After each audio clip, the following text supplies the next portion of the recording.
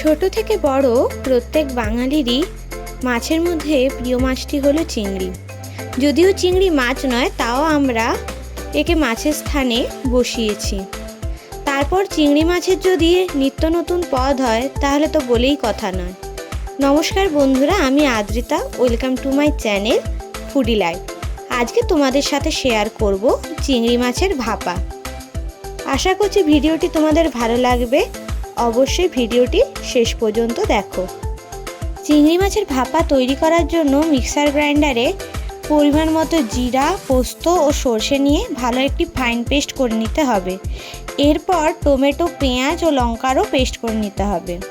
চিংড়ি মাছকে লবণ, হলুদ, লঙ্কার গুঁড়ো ও লেবু দিয়ে ম্যারিনেশন করে 5 থেকে 6 মিনিট রাখতে হবে। ম্যারিনেশনের পর এরপরে পেস্ট করে রাখা সর্ষে, পোস্ত, জিরা ও টমেটো, পেঁয়াজ, লঙ্কার পেস্ট দিয়ে ভালো করে মাখিয়ে নিতে হবে। আপনারাও এই পদ্ধতিতে একবার বাড়িতে অবশ্যই এই চিংড়ি মাছের ভাপা তৈরি করে দেখুন এবং কমেন্টে অবশ্যই জানাবেন কেমন লাগলো।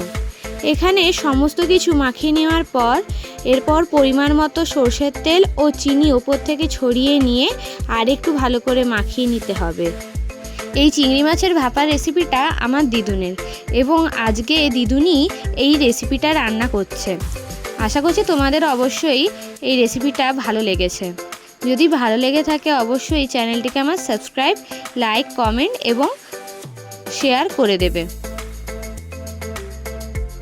এখানে সমস্ত উপকরণগুলো মাখিয়ে নেওয়ার পর আরেকটু মনে হয়েছিল সর্ষে, জিরা ও পোস্তর পেস্টটা পড়বে, তাই আরেকটু পরিমাণ পোস্ত, জিরা ও সর্ষের পেস্ট দিয়ে ভালো করে মাখিয়ে নেব। ভাপা তৈরি করার জন্য অবশ্যই এরকম অ্যালুমিনিয়ামের পাত্র অথবা টিফিন বক্স লাগবে।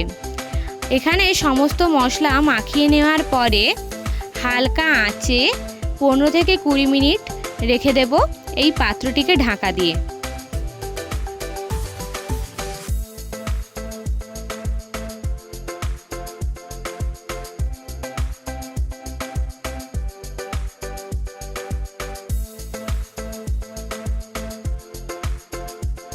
পনেরো থেকে 20 মিনিট পর ঢাকা খুলে যদি গ্রেভি ফুটে আসে এবং মাছ ভালো করে সেদ্ধ হয়ে যায় তাহলে ওপর থেকে কাঁচা সর্ষের তেল ছড়িয়ে গরম গরম ভাতের সঙ্গে পরিবেশন করুন চিংড়ি মাছের ভাপা। রেসিপিটি যদি ভালো লেগে থাকে অবশ্যই লাইক, শেয়ার এবং সাবস্ক্রাইব করে দেবেন।